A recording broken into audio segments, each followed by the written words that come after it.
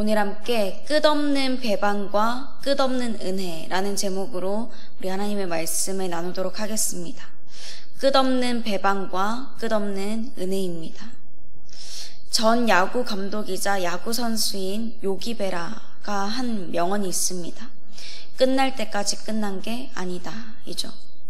야구 경기를 할 때 끝났다고, 정말 졌다고 이렇게 생각할 만한 상황이 왔을지라도 포기하지 않고 끝까지 최선을 다해야 한다라는 그런 뜻을 가지고 있습니다. 요기 베라가 자신이 한 말대로 살지 않았다면 이 말은 명언이 되지 못했겠죠. 야구의 전설이라고 불리지도 못했을 것입니다.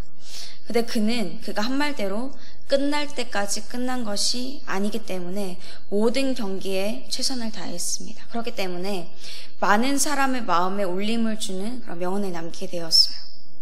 야구뿐만이 아니라 우리 삶도 마찬가지죠. 포기하고 싶을 때 포기하지 않고 끝날 때까지 끝난 게 아니라는 것을 알고 포기하지 않고 끝까지 삶을 계속 이어나갈 때 그 삶은 막다른 골목에서 또 다른 시작을 맞이하도록 인도해 줍니다. 그런데 신앙생활을 하는 그 걸음이 힘들다고 포기해버리면 그 인생은 오히려 어려운 환경 속으로 들어가게 돼요. 오늘 하나님께서는요, 어제와 같이 오늘도 우리가 신실한 믿음의 걸음을 옮겨야 한다라고 말씀하십니다. 또 본문의 말씀을 통해서 우리에게 두 가지 메시지를 주시는데 어떤 말씀인지 우리 함께 나누기를 원합니다. 첫 번째 주제입니다. 배반은 배반을 부릅니다. 배반은 배반을 부릅니다. 본문이 먼저 남유다의 왕 아마샤에게 집중하게 합니다. 아마샤가 어떤 왕이었죠? 그는 다윗과 같지 않았고 산당들을 제거하지는 않았지만 처음에는 여호와 하나님 보시기에 정직히 행한 왕이다 라고 그런 평가를 받았었습니다. 좋은 왕이라는 평가를 받았던 거죠. 열왕기하 14장 3절과 4절에서 그렇게 말씀해요. 근데 어떻게 된 일인지 아마샤를 향한 눈길들이 심상치 않습니다. 그렇게 좋은 왕이라고 평가를 받았었는데 이 백성들이 그를 왕으로 인정하고 존중하는 게 아니라 무리들이 반역을 저지르는 거예요. 19절 말씀해 보니까 예루살렘에서 무리가 아마샤에게 반역해서 그가 라기스까지 도망했다고 말씀합니다. 그걸로 끝나는 게 아니라 이 무리가 끝까지 이 아마샤를 따라가게 해요. 사람을 따라보내서 라기스에서 아마샤를 암살하게 하는 거예요. 처음과 다르게 이 아마샤는 비참한 죽음을 당합니다. 그렇게 겸손했고 하나님 앞에서 신실하고 정직했던 이 아마샤가 좋은 왕이라고 평가됐던 이 왕이 왜 이런 죽임을 당했을까요? 그 이유가 역대하 25장 27절 말씀이 있습니다. 아마샤가 돌아서서 여호와를 버린 후로부터 예루살렘에서 무리가 그를 반역하였으므로 그가 라기스로 도망하였더니 반역한 무리가 사람을 라기스로 따라보내어 그를 거기서 죽이게 하고 라고 말씀하는 거예요. 뭐죠? 아마샤가 처음의 모습에서 돌이켜서 교만해진 것입니다. 여호와를 버린 후로부터라고 말씀했죠. 자신의 아버지 요아스와 똑같이 여호와 하나님을 배반한 거예요. 그래서 처음에는 하나님께 좋은 평가를 받았던 왕이었지만 하나님의 은혜로 엄청난 명예와 성공을 누렸었지만 그 끝은 전혀 달라지는 것입니다. 사실 한번 아마샤가 돌이킬 수 있는 그런 기회도 있었어요. 아마샤가 교만해져서는 북이스라엘의 왕인 요아스에게 싸움을 걸었어요. 근데 그때 전쟁에서 진 거예요. 그래서 포로가 되기도 하고 성전과 왕궁에 있는 금과 은 또 사람들을 빼앗기기도 했습니다. 이때 하나님을 다시 찾을 수도 있었겠죠. 자신이 잘못한 것을 깨닫고 돌이킬 수 있었어요. 교만한 나 때문에 이런 괜한 싸움이 일어났고 성전과 나라의 물건들과 사람들까지도 끌려갔구나 라는 것을 깨닫고 주님께로 돌이킬 수 있는 그런 기회가 있었는데 전혀 깨닫지를 못하죠. 자신의 모습을 보지 못했습니다. 하나님께서요 계속 은혜를 더하셔서 그가 싸웠던 북이스라엘 왕 요아스보다 15년이나 더 생존하게 하셨는데 그때 또 기회를 주셨는데도 불구하고 은혜를 알지 못합니다. 그 귀한 시간을 다 자신을 위해서 쓴 거예요. 그래서 결국에는 하나님을 배반한 그 배반이 자신을 배반당하는 위치에까지 몰아놓은 것입니다. 하나님께 대한 믿음을 저버리고 반역한 자에게는 그에 대응하는 결과가 따라올 수밖에 없어요. 처음에 아무리 겸손했어도 그 과정 중에 하나님을 떠난 모습으로 살아간다면 아마샤와 같은 결과를 맞이할 수밖에 없는 거죠. 그러므로 어제와 오늘과 내일이 동일하신 하나님 앞에서 우리 또한 겸손하고 또 신실한 삶을 이어가기를 바랍니다. 하나님을 사랑하지 않으면 힘든 일이 되고 또 부담이 되겠죠. 그런데 하나님과 함께하는 삶을 경험하고 하나님의 은혜를 누리면서 살아간다면 그건 결코 힘든 일이 아니게 됩니다. 처음도 하나님의 손에 있었고 지금의 과정도 우리가 함께하고 있으며 끝도 하나님께서 정하십니다.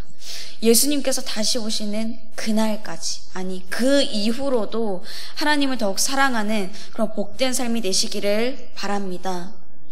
두 번째 주제입니다. 하나님은 여전히 끝없는 은혜를 주십니다. 하나님은 여전히 끝없는 은혜를 주십니다. 하나님을 배반한 이 아마샤가 비참한 죽임을 당한 이후에 그 뒤를 이어서 그의 아들 아사야가 16살의 왕이 됩니다. 유다의 온 백성이 그를 왕으로 삼은 거예요. 그가 왕이 되고 나서 한 일을 보니까 22절 말씀에 엘랏을 건축했다라고 하고 또 그것을 유다에 복귀시켰다고 하죠. 이 엘랏은요, 아버지 아마샤가 에돔과 전쟁을 해서 차지했던 곳의 그 항구 도시, 이것을 유다로 기속시킵니다. 무역과 관련해서 굉장히 중요한 이 지역이었는데 아버지가 못 이룬 그 업적을 이뤘어요. 이렇게 하나님은요, 아마샤 때 반역이 일어난 후에도 새로운 왕조를 이렇게 다시 세우시는 게 아니라 다윗의 왕조가 계속 이어질 수 있도록 그 아들이 대를 잇도록 하셨어요. 그리고 번영하도록 인도해 주셨습니다. 왜냐하면 하나님의 약속 때문에 이렇게 하신 거죠. 또 북이스라엘에 대해서도 마찬가지이셨습니다. 북이스라엘에서는 이름이 똑같아요. 남유다의 왕과 요아스예요. 요아스의 뒤를 이어서 여로보암 2세가 왕이 되었는데 사마리아에서 41년간 다스렸습니다. 이 기간 동안에 이스라엘이 잃어버렸던 영토를 다 차지하게 되는데 솔로몬 때와 같이 회복하게 돼요. 굉장한 거죠. 그 광범위한 나라와 또한 국제무역을 통해서 경제적으로 발전하게 됩니다. 쇠약해지던 힘과 세력도 다시 번성해서 일어나게 돼요. 이런 시기를 중흥기라고 하죠. 과연 이 일을 어떻게 이루었을까? 여로보암 2세가 얼마나 유능한 왕이었길래 이렇게 했을까라는 생각이 들 수도 있지만 여로보암 2세가 한 게 아니라 모두 하나님이 하신 일이었습니다. 하나님께서는요, 오래전 요나 선지자를 통해서 이 일, 바로 이스라엘을 회복시켜 주실 것을 예언하셨어요. 약속해 주셨어요. 비록 이 성경 말씀에는 그게 나와 있진 않지만 하나님이 말씀해 주셨다라는 것을 여기서 이야기하고 있습니다. 그리고 그 말씀대로 이루어 주신 거죠. 여로보암 2세는 그러면 어떤 왕이었을까요? 하나님이 이렇게 역사해 주신 것을 보니까 하나님을 따르던 좋은 왕이었나? 라고 생각할 수 있겠지만 사실은 그 반대였습니다. 24절 말씀에 보니 그의 이름과 똑같은 이 북이스라엘의 초대왕 여로보암이었죠. 그 여로보암의 모든 죄를 그대로 답습하면서 그 죄에서 떠나지 않고 살아간 것입니다. 또 호세아서, 아모스서를 보면은 그가 통치했던 기간들이 죄악으로 가득했다는 것을 알 수 있습니다. 여로보암 2세가 그 왕이 여호와 앞에서 범죄함으로 이스라엘 땅에 그 악이 완연했던 거예요. 완연했던 거죠. 그래서 하나님은 그들에게 돌아올 기회를 주시기 위해서 계속 선지자를 통해서 계속 경고를 하셨는데도 불구하고 여로보암 2세와 이스라엘 백성들은 악에서 돌이키지 않습니다. 근데 왜 하나님께서 이런 자비와 은혜를 베풀어 주셨을까요? 26절과 27절 말씀입니다. 우리 함께 읽어보도록 하겠습니다. 시작. 이는 여호와께서 이스라엘의 고난이 심하여 매인자도 없고 노인자도 없고 이스라엘을 도울 자도 없음을 보셨고 여호와께서 또 이스라엘의 이름을 천하에서 없이 하겠다고도 아니하셨으므로 요아스의 아들 여로보암의 손으로 구원하심이었더라. 아멘. 이스라엘을 여전히 사랑하셨기 때문에 그들이 고통받는 모습을 보시고는 외면하지 않으시고 구원해 주신 거예요. 단지 구원의 도구로 여로보암 2세를 사용하셨을 뿐인 거죠. 하지만 이들은요, 어리석어서 알지 못합니다. 마치 자신들이 번영한 것이 그 여로보암 2세가 유능해서 그런 것처럼, 자신들이 하나님의 백성이어서 선택받아서 잘 살고 있는 것처럼 그렇게 교만한 거예요. 사람이 보기에는, 또 다른 나라가 보기에는, 일반 역사가들이 보기에는 이 여로보암 2세가 유능한 왕으로 보일 수도 있었겠죠. 긴 재위 기간 동안에 엄청난 국토 확장을 이루었으니까, 또 나라가 번영했고 평안했으니까요. 그러나 그것은 사람의 눈으로 보이는 것으로만 봤을 때 그렇게 보이는 거지, 실제적인 평가는 그렇지 않습니다. 하나님께서 여전히 그들을 사랑해 주셨지만 그들이 잘해서 번영을 주시고 구원을 주신 게 아니었죠. 단지 사랑하셔서 또 참아주신 것이었습니다. 우리 또한 참 주님의 은혜를 받았죠. 예수 그리스도의 은혜로 우리는 구원을 받고 지금도 하나님의 은혜를 받으며 살아가고 있습니다. 그런데 그냥저냥 살아도, 때로는 하나님께로부터 멀어져서 살아가도, 예배를 드리지 않아도 아무 일 없다고, 오히려 사업이 너무 잘 된다고, 시간이 더 생기니까 오히려 원하던 목표를 이루었다고, 그렇게 하면 안 되는 거죠. 이스라엘 백성들처럼, 또 여로보암 2세처럼 하나님을 잊어버리고 그렇게 살아가면 안 되는 거예요.